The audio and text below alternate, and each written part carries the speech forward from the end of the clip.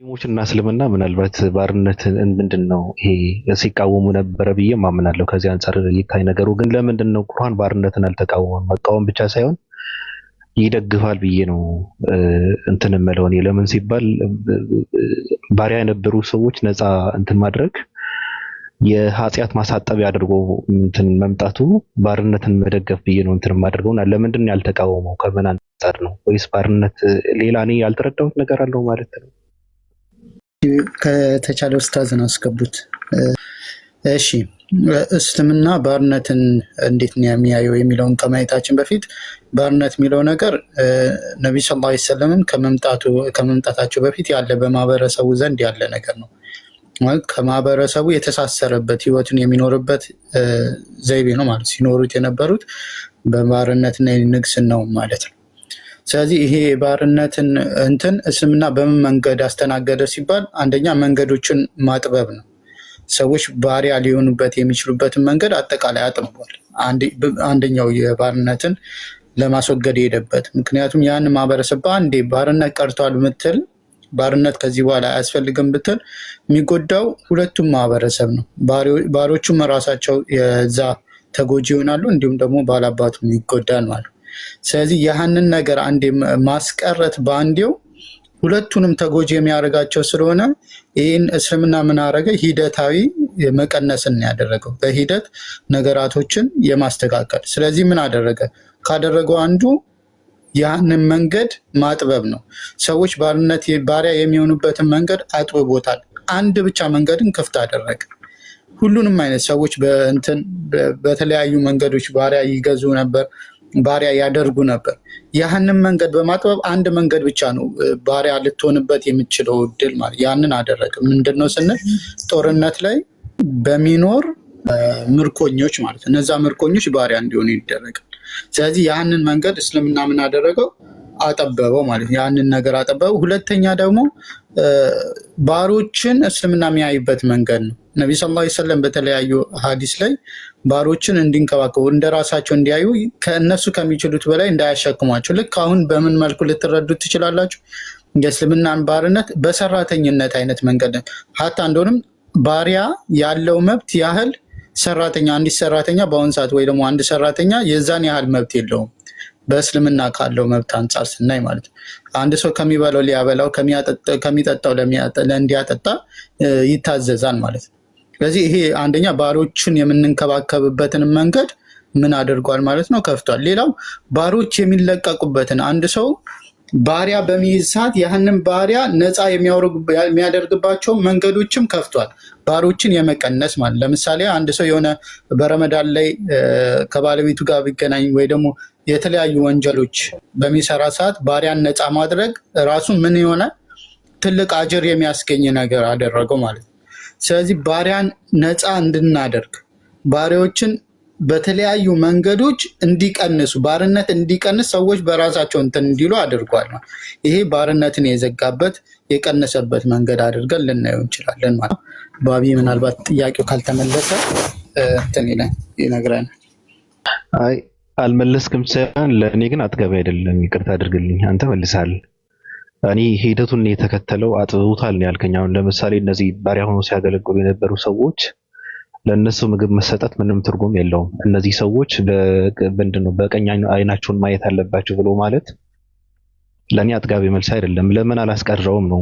ባሪያ ሆነው ሲያገለግሉ የነበሩ እነዛ ሰዎች በፍቃዳቸው አይደለም ተገደው ነው። ስለዚህ ለምንድን ነው ያላስቀረው ነው ጥያቄው። ገብቷል? አንተ እየመለስክ ነበረ አይ ሂደቱን ተከትሎ ነው በአንዴ እንትን ከሚያደርገው እንደዚህ አድርጎ ሲያስቀር ነበር አልከኝ። አሁን ተሳካው ብዬ በጠይቅህ መቼ የተሳካውሽ? እንደዛ ከሆነ ከስንት ዓመት በኋላ ያን እንትን ህግ ተከትሎ እንትን ከማድረገው በኋላ ከስንት ዓመት በኋላ ነው የተሳካው? ለምሳሌ ባርነት የሚባለው ነገር የቀረው መቼ ነው? ይሄ ነገር በአንድ ይቆም ብትለው ማህበረሰቡ የቆመበት ሁኔታ ስለሆነ ያንን ማህበረሰብ በአንድ ብታቆምበት የሚቸገረው ባላባቱ ብቻ ሳይሆን ባሮችም የሚቸገሩበት ሁኔታ ስላለ ማለት ነው። ስለዚህ ያ ሁለቱንም ያማከለ መፍትሄን አምጥቷል ነው እያልክ የነበረው። ባቢ ገብቷል። የመጀመሪያው መልስ ከዛ ቀጥል። ሰላም አለይኩም ወራህመቱላሂ ወበረካቱሁ። ወአለይኩም ሰላም ወራህመቱላሂ።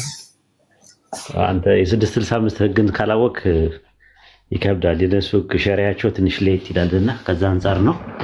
ኢንሻአላህ ባቢሎን እኮ የሚለው ምንድነው የባርነት የሚባለው የስሌቭ ትሬድ የሚባለውን ነገር ወይም ደግሞ የባሪያ ንግድ የሚባለውን ነገር ተቃውሞታል ወይ? ቁርአን በግልጽና በማያሻማ መልኩ ነው እያለ ያለው መሰለኝ። እሱ መሰለኝ አይደል ጥያቄ?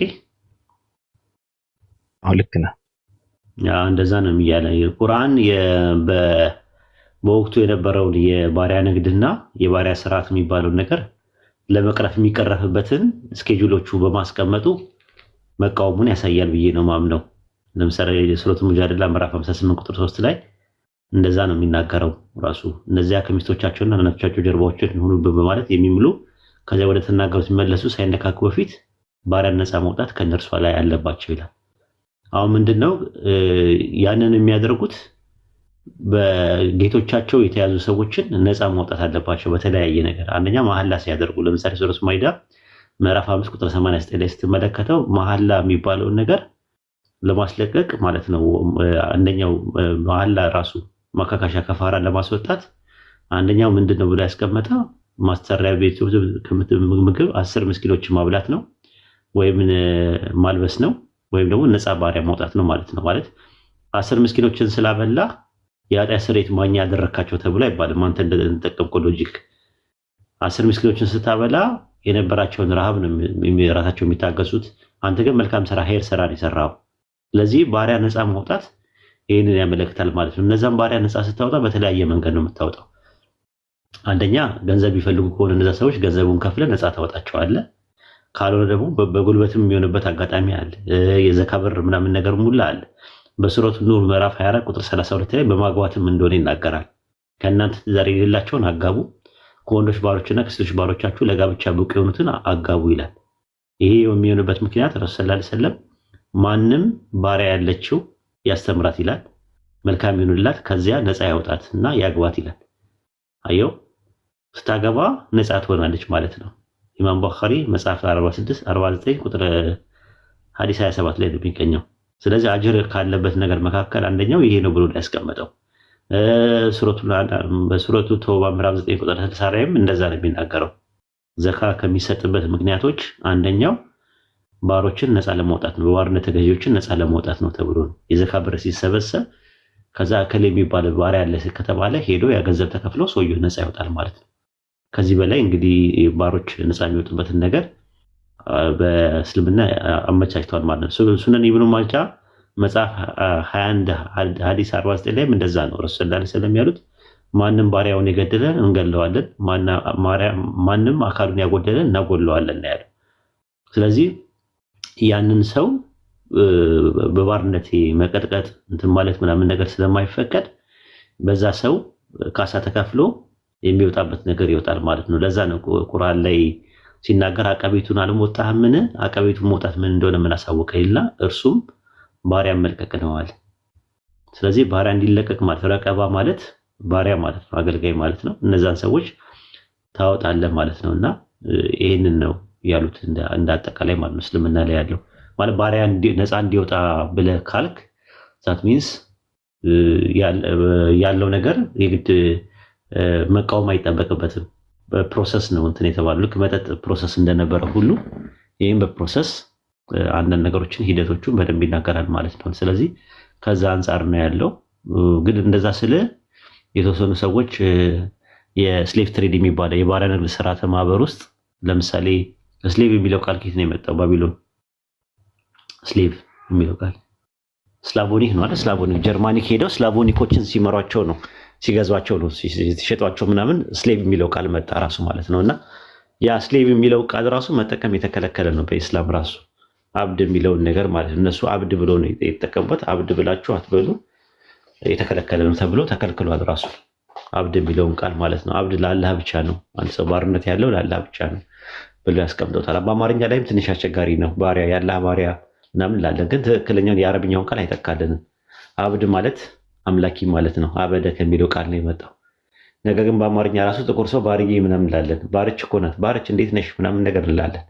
ዛት ሚንስ ባሪያ ማለት ጥቁር ነው የሚለው ነገር ሜንታሊቲ ራሱ አለን። የኛ ኢትዮጵያን ነው የምልህ። ሞንጎሎይድ ማነው ሴክሮይድ ኔግሮይድ ምናምን የሚባሉ ነገሮች አሉ። ኔግሮ የሚባል የተናቀ ማለት ነው ትርጉሙ። እንዲህ አይነት ሊንጉስቲካሊ ያለ እና ስሌቭ የምንለው ቃል እንደዛ ነው። በእንግሊዝኛ ባይብል እና እንግሊዝኛ ቁርአን ላይ ስሌቭ የሚለውን ቃል አይጠቀምም። ሰርቫንት የሚለውን ቃል ነው የሚጠቀመው በትክክል ላላ ሲሆን ማለት ነው። እና ይህን ያለው የባሪያ ንግድ ባሮች ሆይ ለጌቶቻችሁ ተገዙ የሚል አይነት የመጽሐፍ ቅዱስ ትእዛዝ ቁርአን ላይ የለም። እንደዚህ አይነት የለም። ባይሆን ስለማስለቀቅ ነው የሚያወራው። ማስለቀቅ ማለት የባርነት ስሌቭ ትሬድ የሚባለው ነገር እንዲጠፋ ለማድረግ ነው ቁርአን እና ሐዲስ ላይ የተገለጸው ማለት ነው። እና በዚህ መልኩ መታየው ጥሩ ነው ብዬ አስባለሁ። ያልተመለሰ ነገር ካለ ወይም በጥያቄው መልስ ላይ እክል ካጋጠመ ዳጎስ ያለ መልስ ለመስጠት እሞክራለሁ ኢንሻአላህ። የቀረ ነገር አለ ማለት ነው ከዚህ በላይ? ምናልባት ከባቢል አንጻር ማየት ከፈለክም እንደገና ደግሞ ያልተመለሰም እኛቅም ካለ እንደዛ ነገር አለ። በነገራችን ላይ የሚድል ኤጅ ላይ አካባቢ ላይ አረቦቹ ራሱ ስሌቭ ትሬድ ሲያጧጡፉት ነበር። እንድታውቅ ያንን ነገር ከታሪክ መደበቅ አትችልም። እዚህ እኛ ብንደብቀው ታሪክ አይደብቀውም ማለት ነው። አረቦቹ ራሳቸው ሲቸበችቡ ነበር፣ ሰው እያወጡ ሲቸበችቡ ነበር። ያንን እንድታውቀው እንትኖች ብቻ አይደለም ምዕራባውያኖች ብቻ አይደለም እንትን የሚሉት ምዕራባውያኖቹ ቤዝድ አድርገው ነው ባይበልን ሲያጧጡፉት የነበረው ማለት ነው። ሲያጧጡፉ ምዕራባውያኖች እንደዚህ እንትኖች ማለት እነዚህ ደግሞ አረቦቹም ደግሞ ሲያጧጡፉት ነበር የሆነ ሰዓት ላይ ማለት ነው። ያንን ነገር እንዳትረሳ።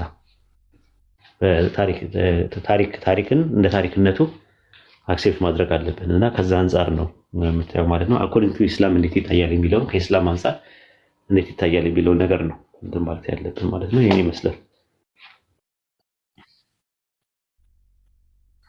እሺ ዮናስ ወደ 100 ሰዎች ልከነዋል ወይም ከዛ በላይ ይሆናል የሚለው ቃል አለ አይደል? ለምንድን ነው እዛ ገበታ ቁጥሩን መጠን መናገር ስላልፈልጋለህ ግን ግምታዊ ንግግር ነው ግምት ሳይሆን ከዛም በላይ ነው ማለት ወይም ከዛም በላይ ማለት ቁጥሩ አልተወሰነም ለማለት ፈልጎ ነው። ከዛም ይጨምራል ነው ወይም የሚለውን ቃል አሁን ግምታዊ ንግግር ብዬ ነው የተረዳሁት። ወይም ማለት በአረብኛ ውስጥ የተለያየ ትርጉም አለው። እንደ ተጨማሪም ነገር ላይው ይችላል። ወይም የምትለው አንተ አማርኛ ላይ ወይም ማለት ሁለት ነገሮችን ለማነጻጸር ነው የምትጠቀምበት። ሁልጊዜ ግምት ነው ስፔኩሌሽን ነው ማለት አይደለም ሊንጉስቲካሊ ማለት ነው። ከዛ አንጻር ነው እንጂ ወይም የሚለው ቃል ተጨማሪ ይጨምራል፣ ከዛ በላይም ይጨምራል ነው። ያ ብቻ አይደለም በቁጥሩ ውስንነት የለውም፣ ከዛ በላይም ነው ማለት ፈልጎ ነው። ልክ ኑህ አለይሂ ሰላም የኖረበት እድሜ 1000 ዓመት 50 ዓመት ሲቀር ይላል። አይተዋል እሱ እንደዛ ማለት ነው። ጭማሪ መኖሩን ማሳነሱን ሲነገር የቁርአን አነጋገር ነው፣ ዘይቤ ነው እንጂ ስፔኩሌሽን የሚባል ነገር የለም። በጣም ስፔኩሌት አያደርግም። ከተናገረን ቁጭን ፍርጥ አድርጎ ነው የሚናገረው። ከዛ ደግሞ በጥቅሉ ደግሞ ከተወው በጥቅሉ ሊተው ይችላል እንጂ ግምታዊ አነጋገሮች ያለ ንግግር ላይ የሉ።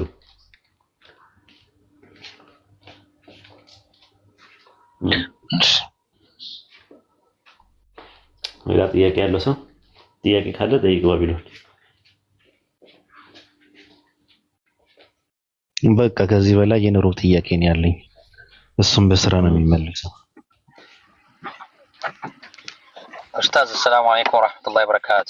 ወአለይኩም ሰላም ወራህመቱላሂ ወበረካቱ። ዱዓ ማድረግ ነው። ዘመኑ ከፍቷል ማለት ሁሉ ቦታ ውድ ሆኗል። አውሮፓ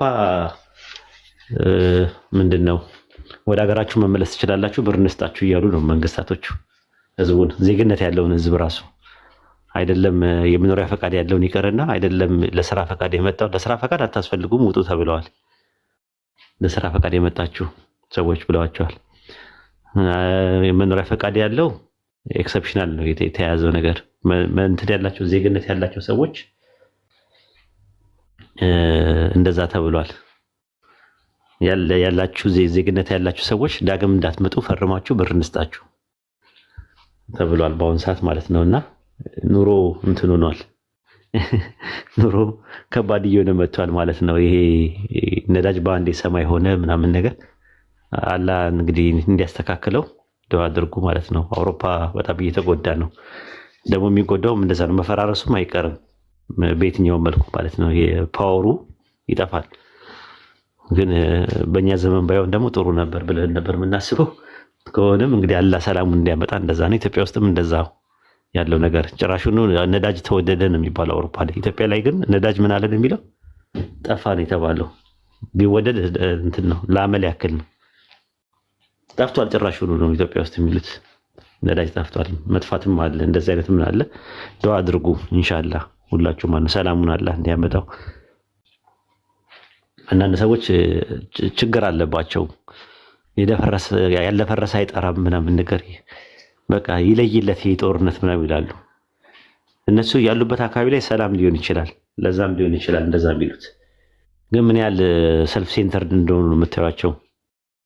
ራስ ኢጎ ሴንትሪክ እንዳለባቸው ነው የምታዩቸው። ሰልፍ ሴንተርድ ናቸውና ዱዓ አድርጉ። ማን ተመችቶኝ እኔ ያለሁበት አካባቢ ላይ ሌላ ቦታ ላይ ሰው የጦርነት አስከፊነትን የምታውቁት ነው።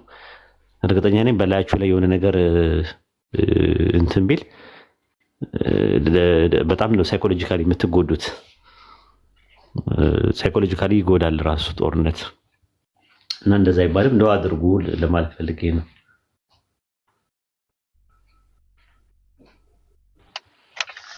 ኡስታዝ ሐሰን ሶሪ ወአለይኩም ሰላም ወራህመቱላሂ ወበረካቱ። ሶሪ ኮኒ ዛሬ ኡስታዝን ሳትጠይቂ ኡስታዝ ኢንሻአላህ አይወጣም። ይሄ ነብዩ አለይሂ ሰላቱ ወሰላም ሐጀቱል ወዳ ላይ የተናገሩት ንግግር ነጭ ከጥቁር በምንም አይበልጥም፣ ጥቁርም ደግሞ ከነጭ በምንም አይበልጥም ያሉትን ነገር እስኪ እሷን ጨምርለት ኡስታዝ።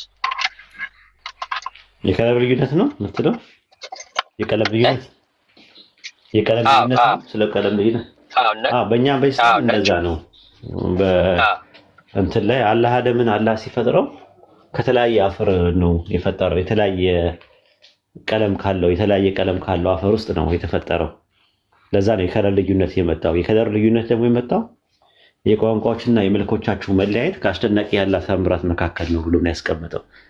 ከለር ማለት ነው። ወደ 5 አይነት ከለር አለ አይደል? ቢጫ የሚባል አለ፣ ቀይ አለ፣ ነጭ አለ፣ ጠይም አለ፣ ጥቁር አለ እየተባለ ቡኒ ነገር አለ። እና ይሄ ነገር ውበት ነው ተብሎ ነው የተቀመጠው። ያለ ተአምር ነው ተብሎ ነው ሱረቱል ሩም ምዕራፍ 30 ቁጥር 21 ላይ ነው 22 ላይ ነው ያለው። እንደዛ ያለ የቋንቋዎች የመልኮቻችሁ መለያየት ከአስደናቂ ተአምራት ውስጥ አንዱ ነው። በዚህ ውስጥ ለሚያስተነትኑ ሰዎች ተአምር አለበት ብሎ ነው የሚያስቀምጠው። ያለ ተአምር ነው ብሎ ነው ያስቀምጠው። ሱረቱ ሁጁራት ምዕራፍ 49 ቁጥር 13 ላይ እናንተ ሰዎች ወይ ምን አልከኝ? የሚያወራ ሰው አለ? ኦኬ። እናንተ ሰዎች ወይ ከወንድና ከሴት ፈጠርናችሁ፣ እንድትታወቁም ነገድና ጎሳ አደረግናችሁ፣ ከእናንተ ውስጥ በላጩ አላህን የሚፈራው ነው የተባለው። አላህ ዘንድ ትልቅ ደረጃ ያለው ተቋ ያለው ሰው ነው። ፈሪሃ አላህ ያለው ነው። አላህን የሚፈራ ሰው ያለው አላህ ያየኛል፣ ሁሉ ነገር ያያል። ከምሰራው መጥፎ ነገር መቆጠብ አለብኝ። አላህ ይሰማኛል፣ ከምናገረው መጥፎ ነገር መቆጠር አለብኝ። አላህ ሁሉ ነገር ያውቀዋል፣ በልቤ ማስበውን ክፋት ማቆም አለብኝ ብሎ ለአላህ መተናነስ ያለው ሰው ተቋ ያለው ሰው እሱ ነው አላህ ዘንድ ትልቅ ደረጃ ያለው። በተረፈ ቀይ፣ ነጭ፣ ጥቁር ምናምን የሚባል ነገር የቋንቋ ባለቤት የአማርኛ ተናጋሪ የሆነ ሰው ኦሮምኛ ተናጋሪ፣ ኦሮምኛው ከትግርኛ፣ ትግርኛው ከጉራግኛ፣ ከእንግሊዝኛ፣ ከአረብኛ ከምናምን እንትን የለውም። ቅዱስ የሚባልም ቋንቋም የለም በኢስላም ጀምሮ አይደለም። እንትን ኢቭን አረብኛ ራሱ ሪቪል የሆነበት ነው ተብሎ ነው የሚታመነው። ቅዱስ የሆነ ቋንቋ ነው ተብሎ አይደለም የሚታመነው። ሐሳብ እንጂ ቅዱስ የቋንቋ ቅዱስ የለውም። ሁሉም ቋንቋ ቅዱስ ነው ለኛ ለሙስሊሞች፣ እንደዛ ብለን ነው የምናምነው። ይሄን ይመስላል ሐሰን።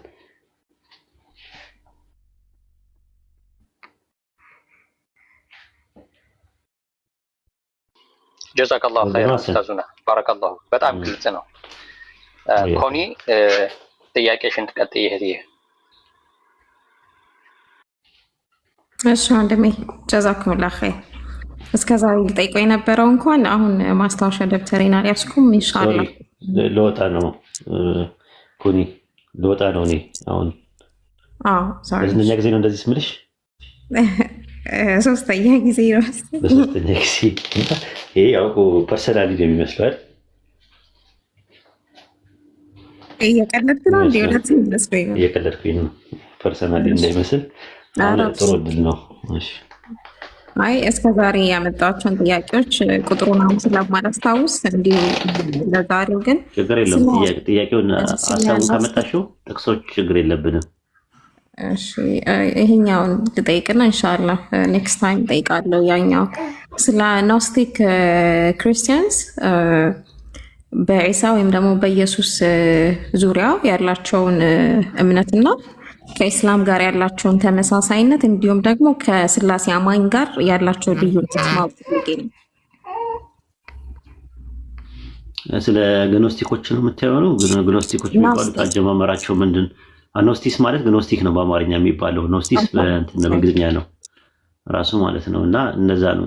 ሲሞን የሚባል ጠንቋይ የነበረ ሰው በኋላ ላይ አምኖ በንግግር ተሳስቶ የነበረ ሰው ነው። ሐዋርያት 18 ከ9 እስከ 24 ድረስ ያለውን ታሪክ ስትመለከች እንደዛ ነው ራሱ ማለት ነው። ቀለሜንጦስ ዘሮ የሚባለው ጠርጥሊያኖስ ዘካርቴጅም ኢራኔስ ዘሌዮንም ሲሞን የግኖስቲኮች ወይም የኖስቲኮች መስራች ነው ብለው ነው የሚያምኑት። እና ያው ግኖሲስ ማለት እውቀት ማለት ነው። ሲሞናውያንን በተሟላዊነት ሚስቲሲዝም የሚባለው ነገር ወደ ሁለትዮሽ የዱዋሊዝም ኑፋቄ የገቡ ናቸው ትምህርታቸው ማለት ነው። ቫሌንቲኒስ በሁለተኛው ክፍለ ዘመን ሲመጣ ራሱን የቻለ የአንድ አምላክ አስተምሮ ሲሆን የእሱ ተከታይ ደግሞ ቫሌንቲኒያን ይባላሉ። ከዛ በኋላ ደግሞ ቫሌንቲኒያን ደግሞ ለሁለት ተከፈሉ አይተሻቸው ከሆነ ማለት ነው። ምስራቃውያንና ምዕራባውያን የሚባሉ ማለት ነው። ከዛ በኋላ በተቃራኒ ደግሞ መርቅያኖስ የሚባል አለ። መርቅያውያን የሚባሉት ምዕራባውያን ናቸው።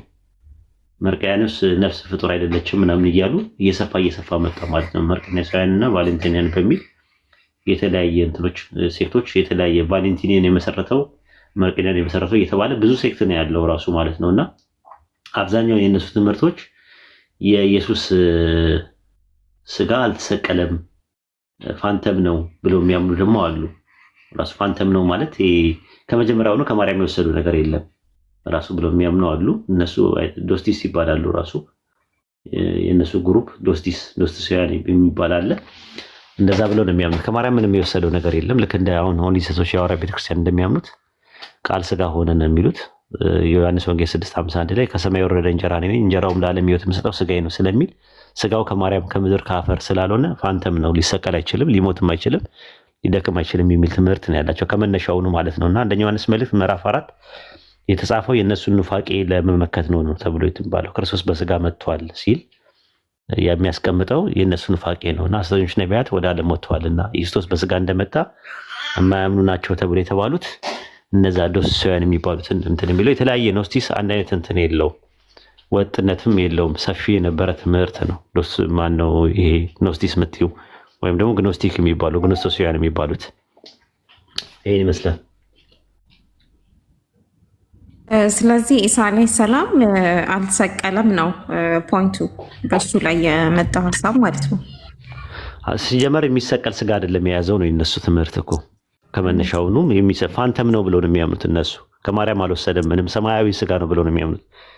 ከኦኒሰስ የሚለዩበት ምክንያት ምንድን ነው? ኦኒሰሶች ስጋው ከማርያም ነው ሳይሆን ከሰማይ ነው ብለው ግን ተሰቅሏል፣ ሞቷል፣ ለእኛ ቤዛ ሆኗል ነው የሚሉት። እነዚህኞቹ ደግሞ የሚሉት ደግሞ ስጋው ከመጀመሪያውኑ ኢሉዥን ነው ራሱ እንትን ነው ምንድን ነው የሚባለው ፋንተም ነው ብለው ነው የሚያምኑት። ፋንተም ነው ከሰው ጋር አይመሳሰልም፣ የሚሞት እንትን የሚል አይደለም፣ የሚሞት አይደለም፣ ስጋው ሰማያዊ ነው፣ የማይሞት ነው። ሰዎች በትንሣኤ ጊዜ የሚያገኙት አይነት ስጋ ነው የያዘው። ስለዚህ በትንሣኤ ጊዜ ሰዎች የማይሞት አካል ስላላቸው የእሱ አይነት አካል ስለያዘ ከመነሻውኑ እንኳን አይደለም ሊሰቀልና ሊሞት የሚሞትና የሚሰቀልም አይደለም ነው። አንድ ሰው እኮ የመሞትም የመሰቀልም ቻንስ ኖሮት አለመሞትና አለመሰቀል ሌላ ጉዳይ ነው። ከመነሻውንም የማይሰቀልና የማይሞት አካል ነው ስትይ ደግሞ ሌላ ጉዳይ ነው ማለት ነው። ይለያል ከሌሎቹ ማለት ነው። ከነ ኢቦናውያን ከናዝራውያን ይለያል። የነሱ ኢቦናውያን ናዝራውያን የሚባሉት እንደዛ አይደለም የሚያምኑት። ልክ እንደ ኢስላም ነው የሚያምኑት። ከማርያም ነው፣ የዳዊት ዘር ነው፣ መነሻና ጀማሮ አለው፣ መሲህ ነው ምናምን ይሉና ነገር ግን አልተሰቀለም አልተገደለም ነው እነሱ የሚሉት። ወደ ሰማይ አድርጓል የሚሉት። ይሄ ነው ልዩነታቸው። ጀዛከላሁ ኸይረን ኡስታዜ። አፎን ሪከርድ አድርጌያለሁ። አንዴ ሰምቼ አጠፋለሁ ኢንሻአላህ። ለምን? አይ ችግር የለውም ከፈለሽ መፖስት ትችያለሽ። ኖ ለመፖስት አይደለም፣ በኋላ የራሴን ማስታወሻ ለመያዝ ነው እኮ። እስከ መጨረሻው ብትጭ ትችያለሽ ወይ ሞተ ምናምን ሲባሉ ለልጅ ልጆችሽ ያው ትነግሪያቸዋለሽ። አንድ ነበረ ወይድ የሚባል ቀዥቃዣ ነበረ፣ ሲንቀዥቀዥ የቀዳሁት ነው ምናምን ትያቸዋለሽ።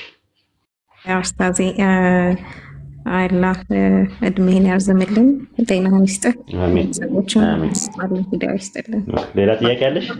የምጨምሪው ጥያቄ ካለሽ? አሁን ወደ ክላስ ሊገባ ነው። እስከዛሬ ሰብስቤ ነበር ሰሞኑ ስከታተል የነበረው አልተገጣጠምንም። ኢንሻአላህ ኔክስት ታይም ሳገኝ እጠይቃለሁ። ባረከላሁ ፊክ። እሺ ኡስታዝ ሰላም አለይኩም። ወአለይኩም አሰላም ወራህመቱላሂ ወበረካቱ። እንዴት ነህ? ጥያቄ አለኝ። እሺ ጠይቂ። ዮሐንስ ራእይ ላይ ያለውን ዮሐንስ ራእይ ቁጥር 1 እና 2 ላይ ያለውን ጥቅስ ይዤ ማርያም ኃጢአት አለባት ከሴቶች የመጣው ኃጢአት ብል ችግር አለ? ራዕይ ዮሐንስ ምዕራፍ 1 ቁጥር ስንት? ምዕራፍ 12 ቁጥር 1 እና 2 ያለውን ራዕይ ላይ የሚያወራው ያለችው ሴት ማን ናት? ማርያም መስለኝ ነው። ወላሂ አለም። እሺ አስረዳኝ። ማርያም አይደለችም። ማርያም ስለመሆኗ ምንድነው ማስረጃ ማለት ነው? እና ዘፍጥረት 3:16-15 ላይ በአንተና በሴቲቱ መካከል በዘርና በዘሯ መካከል ጠላትነትን አደርጋለሁ፣ አንተ ሰኮናውን ትቀጠቅጣለህ፣ እርሱ ራስን ይቀጠቅጣል የሚል ጥቅስ አለ። እና ዘፍጥረት 3:15 ላይ ያለው ራዕይ ላይ ታገኛታለሽ ያቺ ሴት ማለት ነው። ራዕይ ዮሐንስ ምዕራፍ 12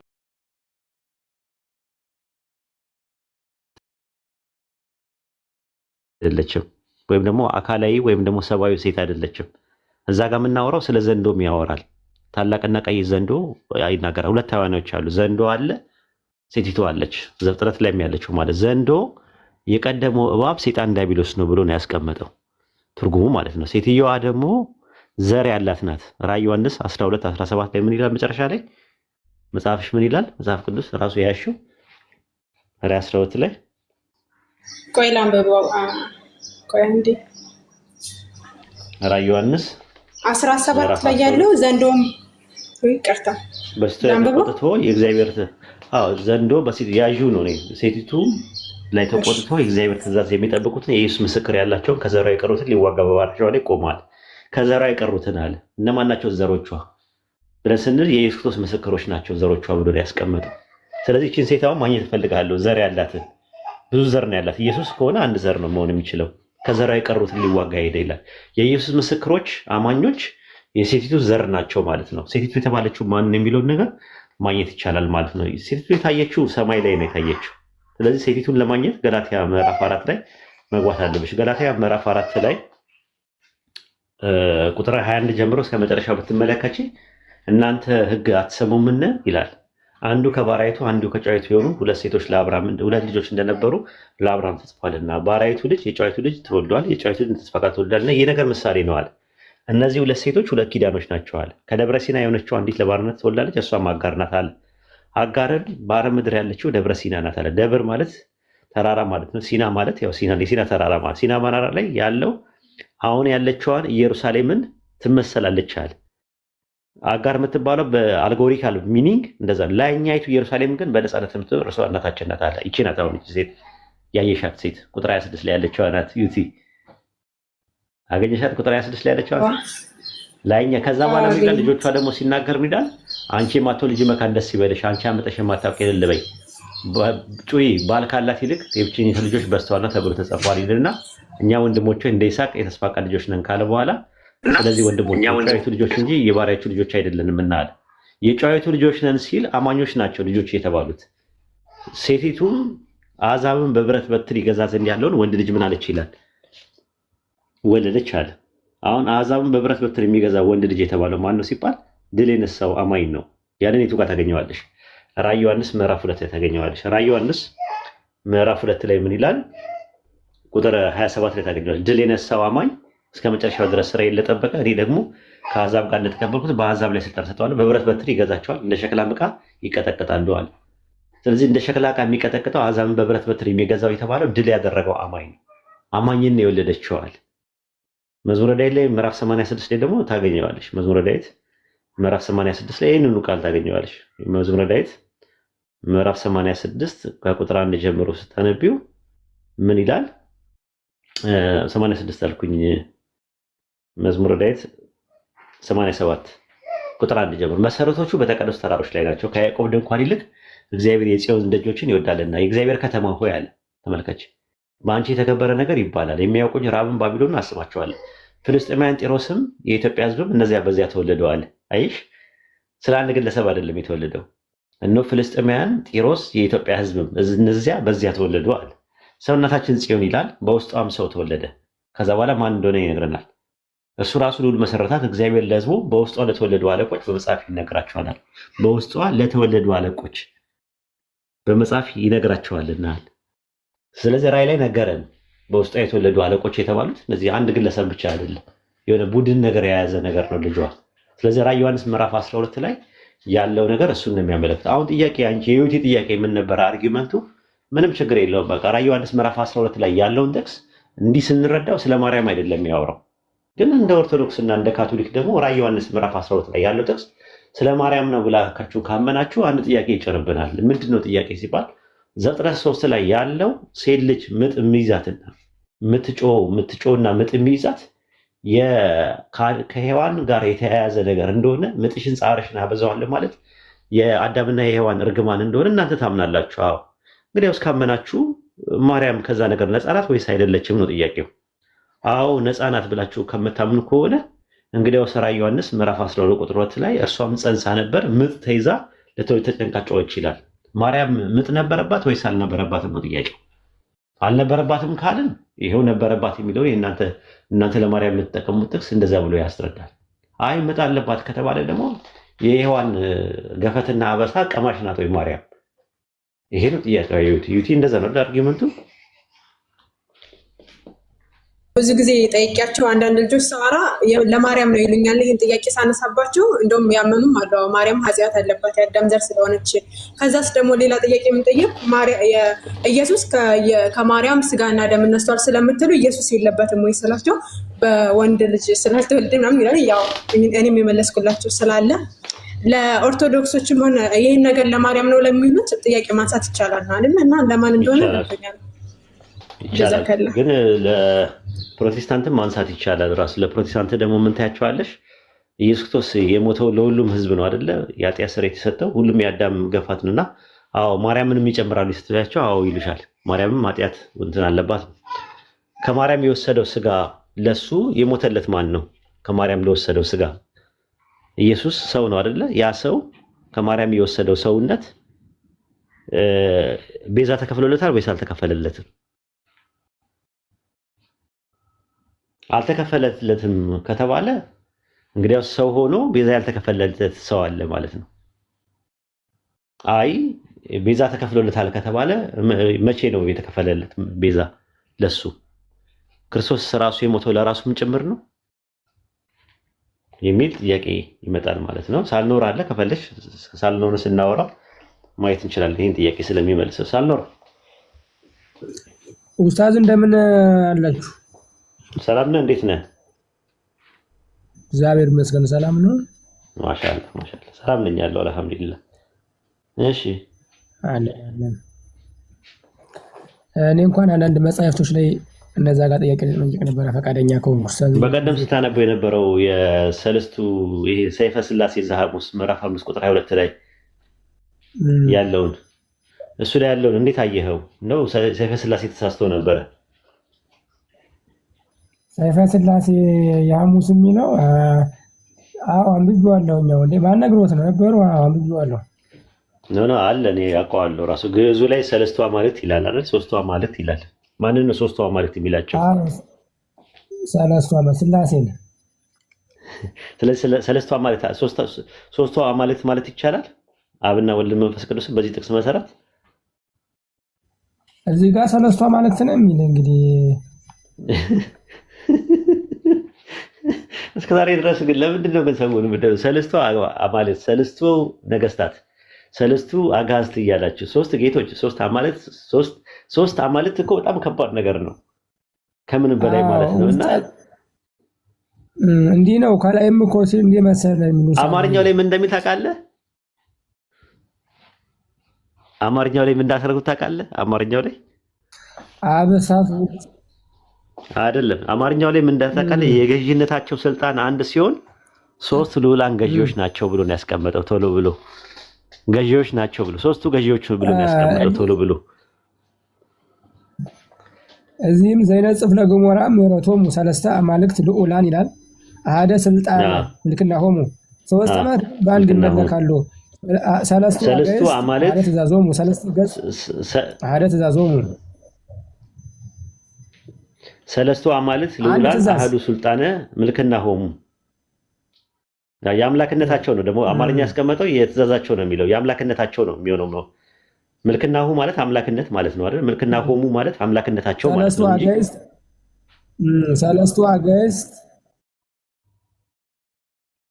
እኮ ምልክናሆሙ ማለት እኮ ስልጣናቸው ማለት አይደለም። አምላክነታቸው አንድ የሆነ ግን ሶስት ማለት ሶስቱ ማለት እንትን ነው። አሁን ሰለስቱ አገስት እንትን ነው። ሰለስቱ አገስት ሲል ምልክናሆሙ ተቆራርጣለህ። እኔ ጋር ነው ወይስ እናንተ ጋር?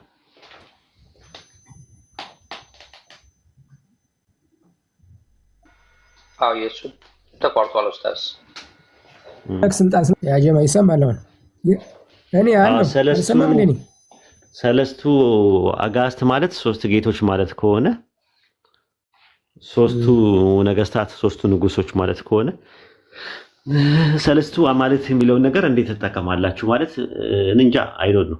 እኔ የኦርቶዶክስ ነገር እየገባኝ አይደለም። መሬት ላይ ያለው ነገርና ላይ ያለው ነገር እየተመሳሰለብኝ አይደለም። ሚዲያ ላይ ያለው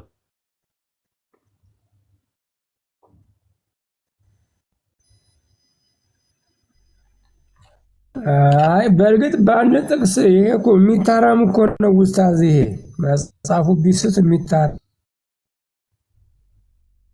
ነው። ይሄ ኖ አይ ምን ይታረማል? በፊት እኮ የነበረ ነው። ሰይፈ ስላሴን እንዳለ ነው እንትን የምትሉት አልሰማም። አይ ሰይፈ ስላሴን እንዳለ ነው እንትን የቆየ እኮ መጽሐፍ ነው። የቆየ ነው ግን ሃይማኖት በሱ ላይ አይመሰረትማ ማለት ይታረማል። ችግር ሲኖር ሃይማኖት አይመሰረትም ሳይሆን መሬት እና ምን ያደርጋል እኮ ኖ አይ ትክክል ካልሆነ መጽሐፉ ምን ያደርጋል እኮ ነው። በጣም እኮ ከባድ ክሌም ነው። አዎ አይ መታረም የሚችል ነው ለማለት ምክንያቱም አሁን ይብቻለም ሰለስቱ ወለሲመቶም ዋዱ የክብሮም በክብራድ ይከብር ወልድ ወይከብር መንፈስ ቅዱስ በክብረ ወልድ ይከብር ወይከብር መንፈስ ቅዱስ በክብረ ወልድ ሲከብር አብ ወይከብር ወልድ በከመይቤ መጽሐፍ ብርሃነ ከመኩሉ ሰብ ያከብር ወልድ በከመይቤ ያከብር ወልድ ወዚያ ያከብር ወልድ። አሁን ይሄ ምንድነው? አሁን የምለው ታውቀዋለህ ኡስታዝ አንተ አንዳንዶች ምን ይሉ ከእስልምና ነው ወንድሞቻችን ሲመጣ ለማንኛው ነው የምታመልክ ይላሉ። እዚህ ጋር ግን ምን አለ ሲያመጣው ወይ ከብር በክብረ መንፈስ ቅዱስ ይከበራ ወይ ከብር ወልድ በከመይቤ መጽሐፈ ብርሃን ከመኩሉ ሰብ ያከብር ወልድ በከመ ያከብር ወልድ ይላል። እሺ ዘፍጥረት 35:7 ላይ በዚያ መሰዊያ ሰራ ያዕቆብ የዛን ቦታ ስም ኤልቤቴል ብሎ ጠራው። እርሱም ከወንድሙ ፊት በሸሸ ጊዜ ኤሎሂም በዚያ ተገልጠውለት ነበርና ይላል። እነማን ናቸው የተገለጡለት? ስላሴን ነው የሚል ኤሎሂም ይላል። አማልክት በዚያ ተገልጠውለት ነበር ይላል። አማልክት የሚላቸው እነማንን ነው? ኤሎሂም ሲል ሲያበዛቸው ነው። ስላሴ ሲል ጥሬ ዘር ነው። ዘመድ ዘር ጥሬ ዘር የሚባል በግስ አርስት ውስጥ እኮ ገባኝ ግን ኤሎሂም ማለት ነው እኮ ኤሎሂም ማለት ትርጉሙ ምንድነው? አምላኮች ማለት ነው። ስለዚህ አምላኮች በዚያ ተገልጠው ነበረ ማለት ስላሴ አምላኮች ናቸው። ስላሴ ጥሬ ዘር ነው። በኡስታዝ በአንቀጹ ሲባል ነው አብ ወልድ መንፈስ ቅዱስ አምላኮች ናቸው ወይ ነው የጠየቁ። አምላኮች ናቸው ወይ? አምላክ አብ ወልድ መንፈስ ቅዱስ አንድ አምላኮች አማልክት ናቸው ወይ? አማልክት ናቸው ወይ? አማልክት የሚባለው አማልክት አሁን ለእግዚአብሔር የሚቀጽላለ ለመላእክት የሚቀጽላለ አማልክት ሲል በብዙ አምላክ ሲል ደግሞ በአንድ ይቀጸላል እኮ።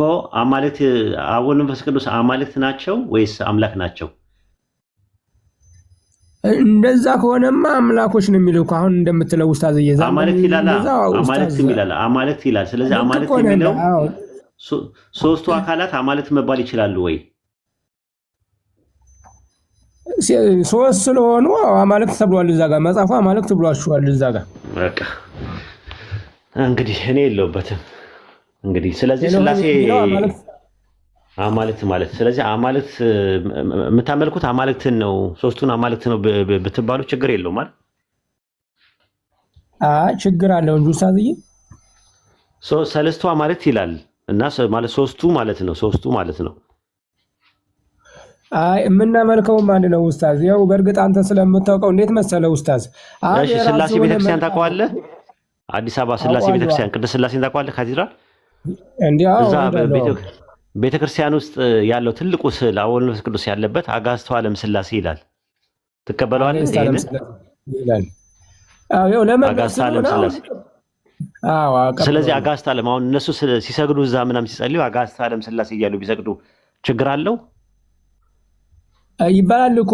አንዳንዴ በሃይማኖት ውስጥ በዘልማድም እኮ የሚባል ነገር አለ ኡስታዝ። እንደዚህ ሰው ኖ አዎ፣ ግን ይሄ ነገር በልማድ ነው። እንደዚህ አጋዕዝተ ጌቶች እያላችሁ ሶስቱ ጌቶች እያላችሁ መጠሯቸው ቁጭ አድርጋችሁ ሶስቱ ጌቶች እያለ አዎ ኖ በጌትነት በአምላክነት በምናምን አንድ ናቸው ትሉ የለ እንዴ? በአካል ነው ሶስት የሆኑት። አዎ አንድ። ስለዚህ አካላቸው ሶስት ሲሆን ጌትነታቸውን ለምንድን ነው ሶስት አድርጋችሁ የምትጠቀሙት? እያንዳንዳቸው አሁን የክብር ስማቸው ነው። አጋዕዝተ ዓለም ስላሴ ይባላል እኮ። የአጋዕዝተ ዓለም ስላሴ እንላለን። ሰለስቱ አጋዕዝት የሚባለው ሰለስቱ አጋዕዝት ሶስቱ ጌቶች ይባላል። አዎ ለየራሳቸው መለኮትነት የላቸውም እንጂ እኮ አብም ወልድ ሳይሰቀል እኮ በቃልነቱ የራሱ የሆነ አካላዊ ቃል አለው። ሳይሰቀል ለምሳሌ አሁን ኢየሱስ ክርስቶስ የሚለው ስም ከተሰቀለ በኋላ የመጣ ስም ነው። ከዛ በኋላ አይታወቅም። ኢየሱስ ክርስቶስ የሚለው የስግው ቃል የመዋሃድ ስም ነው። ግን ከድንግል ማህፀን ሳይጸነስ ሳይመጣ ወደ ምድር ቃል ወልድ አይደለም፣ ቃል አብ አይደለም፣ ቃል ደግሞ መንፈስ ቅዱስ አይደለም። ለራሱ የሆነ አካላዊ ቃል አለው። ያ አካል የተገኘው ከማን ነው? የትኛው አካላዊ ቃል የምንለው? የወልድ አካል ከየት ነው የተገኘው? ከማርያም ስጋውን አገኘ። ኖ የወልድ አካል ነው የምልህ እኮ ከማርያም ከመወለዱ በፊት እንቅድመ ዓለም ከማን የተገኘው? ከአብ ተወለደ መጀመሪያ ዘመን ሳይቆጠርለት። ኦኬ ከአብ የተገኘ ነው ራሱ ማለት። ከአብ የተገኘው አካሉም ነው ወይስ አምላክነት? ገባኝ። የተገኘው አምላክነቱም ነው ወይስ አካሉም ነው? አይ ስጋ እኮ አልለበሰም እኮ። ስጋ የለውም። ቃል ነው። የአብ ቃሉ መስሪያው ነው። አብ የሚሰራበት ቃል ነው።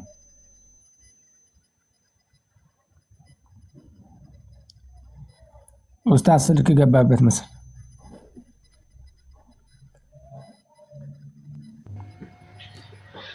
አዎ ፖዝ ሆኗል። ሳኖር ሰላም ደርሶ እንዴት ነው? ሐሰን ወንድሜ እንዴት ነህ? ሰላም ነው? አለን ሰላም ነው። ቀጥሉ በቃ። እኔም የሚወት ቦታ አይደለም ያለሁት ሎታ ሳልኖር አመሰግናለሁ።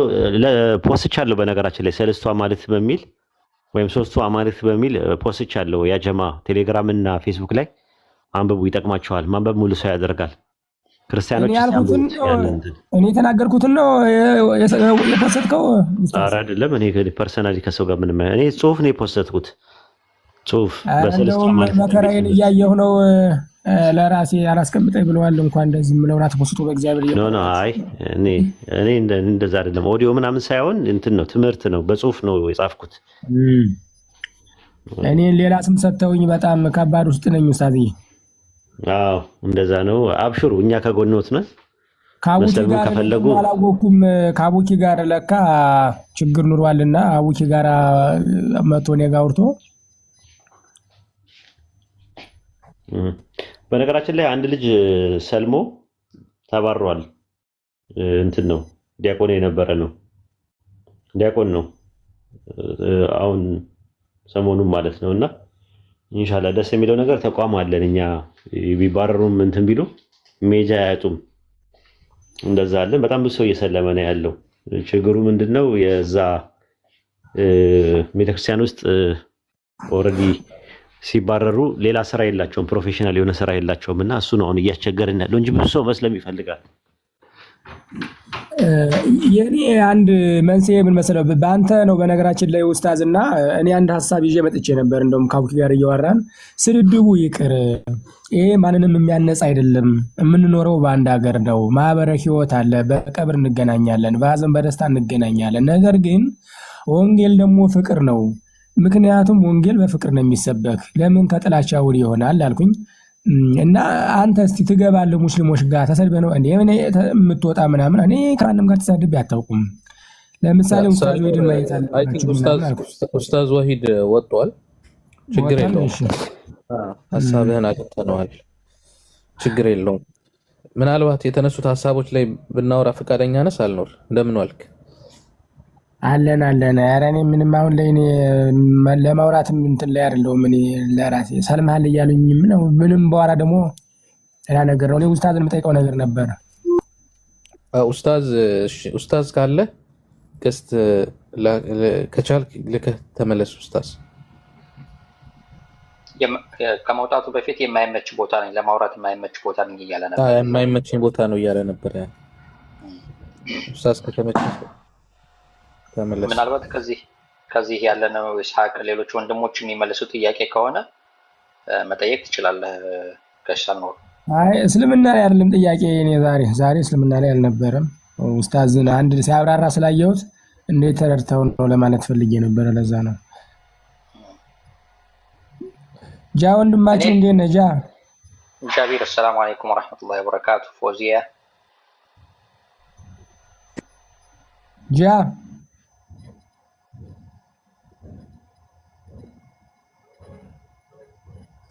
ጃ ሚውት ነህ እንዴ? ሚውቱን ለማንሳት አልተመቸ ይሆናል። ሳልኖር አንድ ጥያቄ ልጠይቅዎት፣ ጥቅስ አንብቤ ሲጠይቀኝ እስቲ ምናሴ ማን ነው?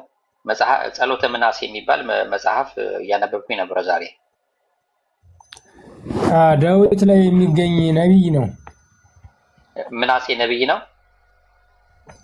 አዎ ዳዊት ላይ አለ ጸሎተ ምናሴ ነብይ የሚባል ነው። የተነሳው ላይ ግን እኔ ሐሳብ ነበረኝ። ምናልባት ወደ ሌላ ርዕስ የምትሄዱ ከሆነ እዚህ አሁን ኡስታዝ ጋር ያወሩበት ጋር አንድ ሐሳብ ነበረኝ፣ ከፈቀድክልኝ ሌላ ሐሳብ ሳትሄዱ። እሺ ስለ ስላሴ ነው? ስለ ስላሴ ሳይሆን አንድ ነገር ተናግረሃል ሳኑር። አንደኛው ነገር ይሄ ሰይፈ ስላሴ የሃይማኖት መመስረቻ መጽሐፍ አይደለም፣ ስለዚህ ይታረማል የሚል ነጥብ አስቀምጣል። አሁን ጥያቄ የሚያስነሳው ምንድነው? አንደኛ ነገር ብዙ ጊዜ ያው ኦርቶዶክስ እንደሚታወቀው ከመጽሐፍ ቅዱስ ውጭ አዋልድ መጽሐፍቶች አሏችሁ።